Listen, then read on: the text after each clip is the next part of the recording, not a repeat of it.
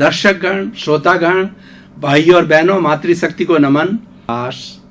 मन को मोहने वाला, दिल को शांति देने वाला, चित्त को समाधि देने वाला, प्रसन्नता पैदा करने वाला और हमारे रोम रोम को पुलकित करने वाला कार्यक्रम में आपका हार्दिक स्वागत है, अभिनंदन है, सत्कार है। कार्यक्रम में हम प्रतिदिन ऐसे ऐसे विषयों के ऊपर प्रतिपादन करते हैं जो कि जीवन को नई दिशा देते हैं।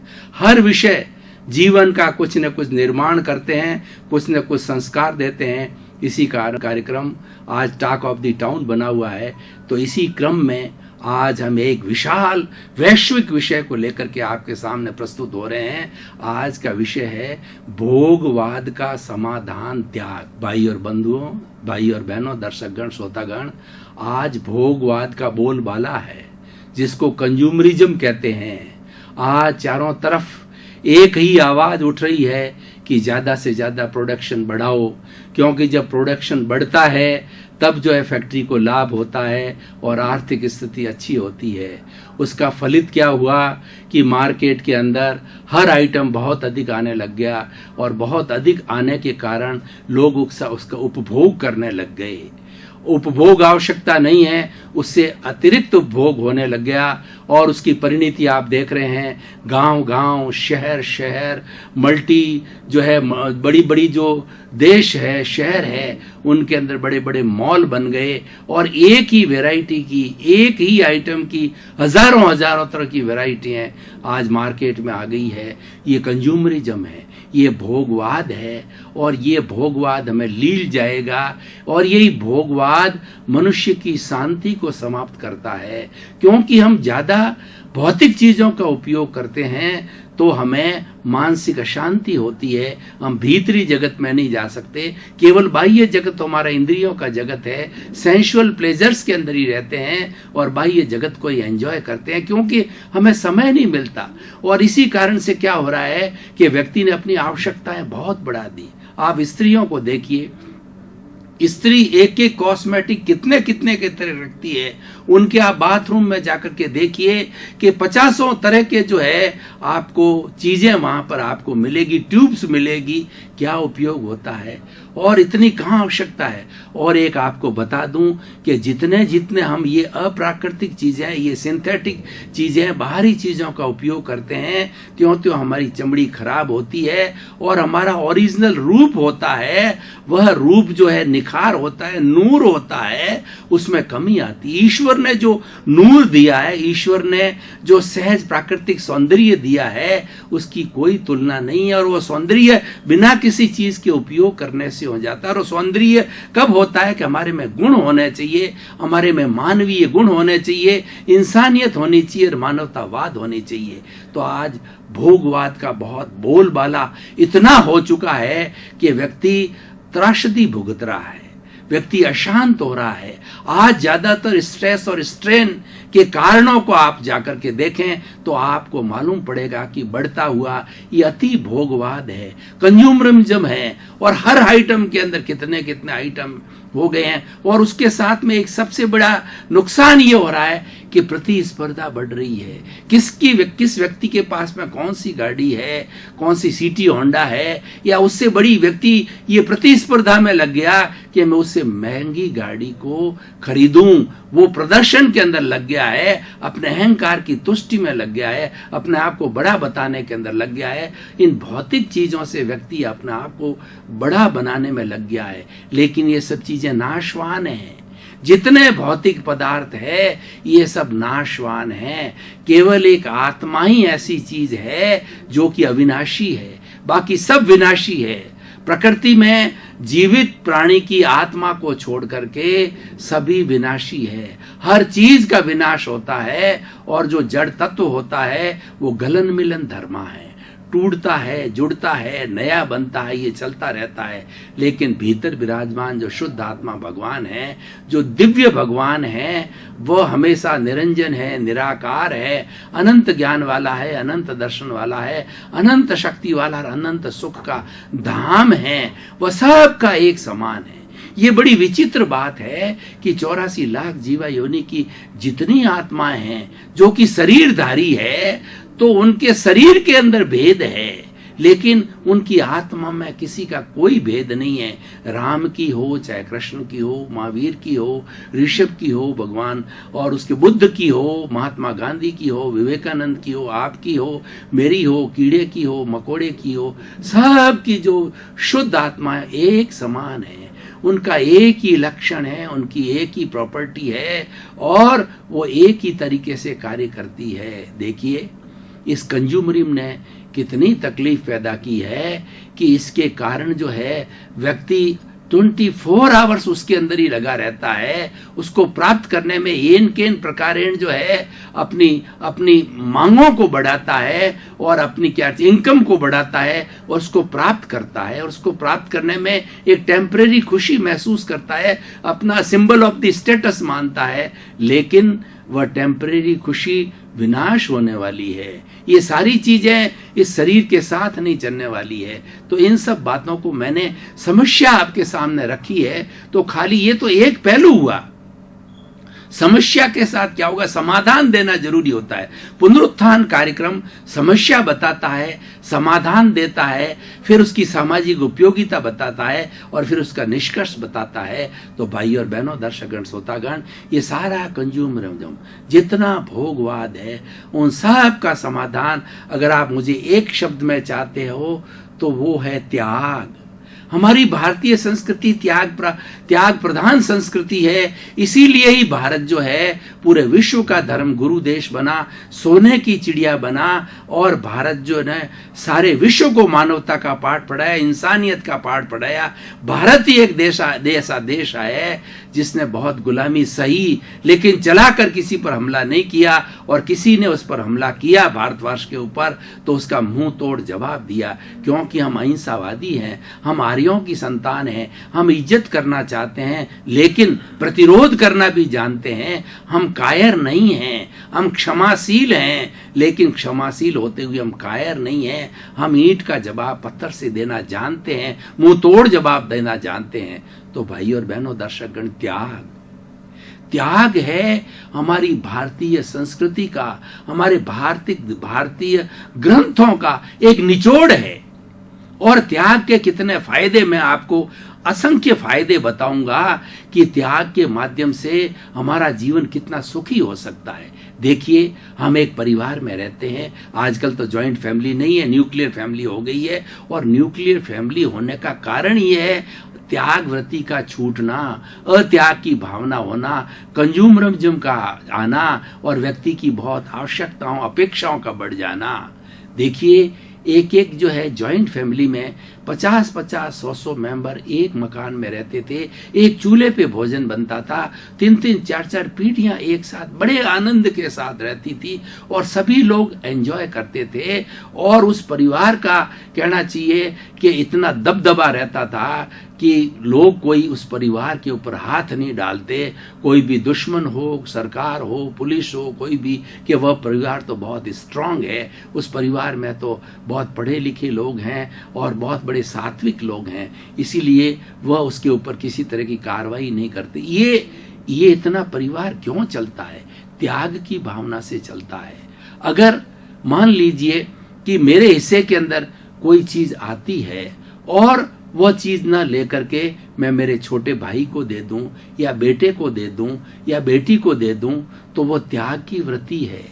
मैंने उस चीज को छोड़ा, तो उसको छोड़ने से मेरा जो इम्प्रेशन है मेरे बेटे के दिल में, मेरी बेटी के दिल के अंदर एक इम्प्रेशन बन जाता है कि पापा जी जो है कितना दूसरों को ध्यान रखते हैं। अब देखिए, मान लीजिए भोजन के अंदर अच्छी चीज आ गई और आपने उस चीज को थोड़ा अपने लिए ग्रहण किया और बाकी का अपने परिवार के सदस्यों को वो बांट दिया, ये त्याग वृत्ति है। इस त्याग की वृत्ति से जो है सभी के अंदर एक अच्छा माहौल बनता है और सभी के अंदर जो एक जो दिल के अंदर जो है जगह बनती है। देखिए, मनुष्य एक सामाजिक प्राणी है, वह समाज में रहता है और समाज के अंदर इसको पहचान मिलती है, समाज में उसका जीवन मिलता है, पूरा जीवन का जो है सार समाज के अंदर रहता है। अगर वो त्याग वृत्ति से चले तो देखिए वो व्यक्ति पूजनीय हो जाता है, अनुकरणीय हो जाता है, वंदनीय हो जाता है और हमेशा हमारे के लिए अमर हो जाता है। मान लीजिए किसी व्यक्ति के पास में बहुत बड़ी धन दौलत है, उस धन दौलत में कुछ हिस्सा वो त्याग करता है समाज के लिए स्कूल बनाता है, हॉस्पिटल बनाता है, अनाथालय बनाता है और हमारे पीड़ित जो साथी हैं, जो गूंगे हैं, मूक है, बधिर है, पोलियो वाले हैं, उनके लिए कुछ न कुछ व्यवस्था करता है। जो अभावग्रस्त लोग हैं, आदिवासी लोग हैं, उनके लिए कुछ योजना बनाता है, उसके लिए कुछ जो है अपने धन का त्याग करता है और उसके ऊपर लगाता है। तो वो व्यक्ति कितना कितना समाज के अंदर पूजनीय हो जाता है, सरकार की नजर में पूजनीय हो जाता है। और जिस लोगों के साथ के अंदर ये कार्य करता है वह उस लोगों के दिल के अंदर कितनी जगह हो जाती है। अभी एक नारायण सेवा संस्थान है जो कि उदयपुर के अंदर काम करती है, वो पोलियो के लोगों के ऊपर कार्य करती है। वो पोलियो वालों को ठीक करता है, उनको फुट लगाता है और ऐसे पोलियोग्रस्त लोगों को सामूहिक विवाह भी कराता है। ऐसे बहुत से जो लोगों ने वहां पर आराम पाया है। तो उस संस्था का जो है वह लोगों के दिल के अंदर बहुत बड़ी जगह हो जाती है। ये किस कारण होता है? ये सब त्याग के कारण होता है। त्याग की वृत्ति से सबसे बड़ा लाभ क्या होता है कि व्यक्ति को प्रसन्नता होती है। क्यों? व्यक्ति छोड़ता है। कोई चीज को ग्रहण करने के अंदर जो है इतनी खुशी नहीं होती है जितनी की छोड़ने के अंदर होती है। आप करके देखिए, मान लीजिए कि आपको 1 लाख रुपए की इनकम हो गई है और किसी समय ऐसा आता है कि हमको 10,000 रुपए किसी अभावग्रस्त भाई को सहयोग करना होता है और हम सहयोग करते हैं तो दिल के अंदर बड़ी प्रसन्नता होती है कि आज मैंने इस मनुष्य जीवन का सार पूरा किया और आज मेरे किसी भाई जो अभावग्रस्त है उसको आवश्यकता थी, उसको मैंने सहयोग किया। ये सहयोग की भावना, ये त्याग की वृत्ति है, व्यक्ति को प्रसन्नता देती है, सुकून देती है और शांति देती है। और इसका इफेक्ट क्या आता है कि समाज के अंदर आज जो गरीब और अमीर की जो खाई है जो दिनों दिन बढ़ती जा रही है, इस खाई को पाटने के लिए भोगवाद का अंत करना पड़ेगा और त्याग की वृत्ति को जो है स्थान देना पड़ेगा। और आज हमारे जो ये प्रोडक्शन बढ़ाने की भोगवाद की जो प्रणाली है इसके ऊपर भी सरकार को अंकुश लगाना पड़ेगा। खास तौर से भारत जैसा ऐसा देश जिसमें 125 करोड़ तो हम कहते हैं लेकिन वास्तव में जनसंख्या ज्यादा है, उसमें से 50% जो है बिलो पॉवर्टी लेवल जो है हमारे भाई लोग जो है जीवन यापन कर रहे हैं। बहुत से भाइयों को 2 जून की रोटी नहीं मिल रही है और हम कंज्यूमरिज्म के अंदर कितने कितने भोग विलास की चीजों को इकट्ठा करते हैं। उसकी उपयोगिता क्या है? देखिए कि सर्दी की ऋतु के अंदर आपको 1 कंबल से काम चल सकता है, 1 रजाई से काम चल सकता है और आपने 10-10 रजाइयां इकट्ठी कर रखी है। तो ये कंज्यूमरिज्म है, ये सिर्फ अहंकार की तुष्टि है और ये सिर्फ एक दिखावा है, ये सिर्फ एक प्रदर्शन है। उपयोग तो एक का ही किया जाता है, 9 तो पड़ी रहती है। तो इस वृत्ति को हमें त्यागना पड़ेगा। और ये त्यागी कब जाएगी कि हम अपने लिए इतनी परचेजिंग करें, अपने परिवार के लिए इतनी परचेजिंग करें जितनी आवश्यकता हो। हम भोगवाद में नहीं जाएं कि भाई इतना मॉल के अंदर इतने चीजें मिल रही है और उसके अंदर मन जो है हमारा उसके अंदर लुभावना हो जावे और हम परचेज करते रहें और अपने धन का उपयोग उसमें करते रहें। उससे क्या होगा कि हम सारी जो हमारी संपत्ति है या सारा हमारा जो अर्जन है वो हमारे स्वयं के उपयोग के लिए लगाते रहेंगे। उस अर्जन को अगर हम कुछ बचावें और बचा करके अपने परिवार के सदस्यों के ऊपर लगावें और जिसको आवश्यकता हो और हमको आवश्यकता नहीं और किसी को आवश्यकता हो तो आखिर हमारा भाई है, वो वसुधैव कुटुंब का सदस्य है, हमारे देश का नागरिक है और हम भाईचारे के सिद्धांत से चलते हैं। तो उस समय के अंदर हमें वो मदद में लगाना चाहिए जिसको परोपकार कहा जाता है। और ये परोपकार 3 तरीके से किया जाता है, तन की सेवा, मन की सेवा और धन की सेवा। दूसरे रूप में कहूं कि तन का त्याग, मन का त्याग और धन का त्याग। तन की सेवा ये होती है कि मेरे जो है वो मेरा स्वयं का निजी कार्य है, उस कार्य के अंदर 2-3 घंटे जो है वो समय का त्याग करके और वो समय मैं हॉस्पिटल के अंदर लगाऊं, मैं स्कूल के अंदर बच्चों को पढ़ाने के लिए लगाऊं, अगर डॉक्टर हूं तो किसी जो मरीजों को देखने के लिए फ्री ऑफ कॉस्ट देखने के लिए लगाऊं। तो वह क्या एक त्याग वृत्ति हो गई। ये हो गई तन की सेवा। और एक होती है धन की सेवा कि मेरे पास में सफिशिएंट धन है, मेरी आवश्यकता से अधिक है तो उसका उपयोग जो है मैं अपने भाइयों के लिए शिक्षा के क्षेत्र में, चिकित्सा के क्षेत्र के अंदर और भोजन की व्यवस्था के, रोटी कपड़ा मकान शिक्षा चिकित्सा के क्षेत्र के अंदर उसका उपयोग करूं, ताकि जो अभावग्रस्त लोग हैं उनको थोड़ा सा जो है सहयोग मिल सके। तो भाई और बहनों, दर्शकगण, श्रोतागण, आज का विषय इतना सुंदर है कि ये विषय एक अच्छी सोसाइटी बना सकता है, एक अच्छा देश बना सकता है, ऐसा विश्व बना सकता है कि अगर पूरा विश्व जो है आज भोगवाद की संस्कृति से हट करके आज त्याग की संस्कृति पे आवे, तो हमारा जितना आज जो ये हमारी प्रकृति के जितने साधन है उसके अंदर जितना गैप पड़ रहा है उस गैप को मिटा सकते हैं। आज वैज्ञानिक लोग कहते हैं कि अगला जो महायुद्ध होगा वो पानी के लिए होगा, वो केवल अस्त्रों शस्त्रों के लिए नहीं होगा, वो सीमाओं के लिए नहीं होगा, पानी के लिए होगा। इसका कारण यह है कि हमने कंज्यूमरिज्म को इतना अपना लिया कि हमें चाहिए एक बाल्टी पानी, हम 10 बाल्टी पानी गिरा रहे हैं और उसका हम जो व्यर्थ के अंदर वेस्ट कर रहे हैं उससे पानी की कमी हो रही है और हमारे पानी के जो स्रोत है वो सूखने लग गए हैं, उनको रिचार्ज होना जरूरी है। हमारी आने वाली जो पीढ़ी है उन सब को जो है वो हमें अच्छे ये जो हमारी मूलभूत आवश्यकता है जो है कहना चाहिए पृथ्वी, जल, अग्नि, वायु और आकाश जो है इनका हम अधिक दोहन न करें। और इनका दोहन तो इस कदर पहुंच गया है कि आज वायुमंडल को देखिए, आप आकाश को देखिए कि बड़ी बड़ी जब ये कंज्यूमरिज्म का आया फॉर्मूला तब ज्यादा फैक्ट्रियां लगने से ज्यादा धुआं छोड़ा गया, पानी का प्रदूषण किया गया और जो है धरती का प्रदूषण किया गया। तो ये प्रदूषण बढ़ते बढ़ते जो है आज हमारे लिए भयावह हो गया है और उस प्रदूषण की जो निष्पत्ति हमको क्या मिली, ऐसी ऐसी बीमारियां हमने कभी सोची नहीं थी, वो बीमारियां आज होने लग गई है, बहुत बड़े बड़े इन्फेक्शंस होने लग गए हैं और इस तरीके से जो है वायरस आने लग गए हैं।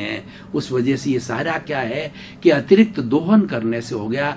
तो हमें ये सोचना चाहिए कि हमें जो ये पृथ्वी माँ ने पैदा किया, ये नेचर ने पैदा किया है, ईश्वर के अंदर विश्वास करते हैं, तो हमें किस लिए हम आए हैं इस संसार के अंदर हम आए हैं, तो अपना आत्मा का उत्थान करने के लिए आए हैं, अपने व्यक्तित्व को ऊंचा करने के लिए आए हैं। वो व्यक्तित्व ऊंचा कब होगा कि भोग विलास की सामग्री को हमें त्यागना होगा और हमें हमारे भीतरी गुण हैं जो मानवीय गुण है। मानवीय गुण क्या है? देखिए, अहिंसा है, मैत्री है, प्रमोद है, करुणा है, मध्यस्थता है और लोगों को सम्मान देना है, सम्मान लेना है, सबके साथ अच्छा बर्ताव करना है, पॉजिटिव थिंकिंग रखना है, विधायक भावों को रखना है। ये मानवीय गुण है, इसकी तरफ हमें तरक्की होनी चाहिए। इसकी तरफ तो हम इतने नेगेटिव चले गए हैं कि रसातल के अंदर चले गए हैं और जिस चीज की आवश्यकता नहीं है उस आवश्यकता को हमने बहुत ज्यादा आवश्यकता दे दी है। वो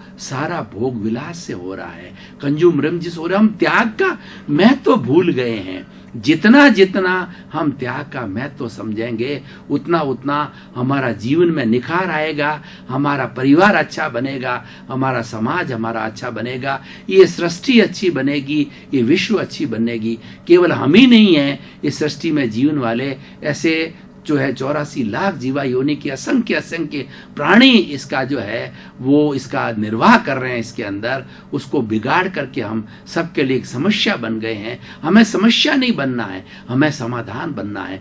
भोगवाद है ये समस्या है और त्याग है ये समाधान है। आप सुबह से शाम तक अगर त्याग वृत्ति में जाएंगे तो देखिए कि आप ये सोचेंगे इससे ज्यादा भोजन नहीं करूंगा, इससे ज्यादा पानी का उपयोग नहीं करूंगा, इतने अधिक कपड़े नहीं पहनूंगा और मेरा जो बिस्तर वगैरह है एक ही बिस्तर का उपयोग करूंगा, एक ही वाहन का उपयोग करूंगा, जितनी जितनी न्यूनतम आवश्यकता है एक ही गाड़ी का उपयोग करूंगा, एक ही मोबाइल का उपयोग करूंगा। जितनी जितनी न्यूनतम आवश्यकता है जिसको कि नीड बोला जाता है, उस फार्मूले को हम लेकर के चलेंगे तो त्याग की वृत्ति को प्रशय मिलेगा और भोगवाद को अपने आप प्रशय नहीं मिलेगा। अगर लोग ज्यादा परचेजिंग नहीं करेंगे तो इतना प्रोडक्शन रुक जाएगा।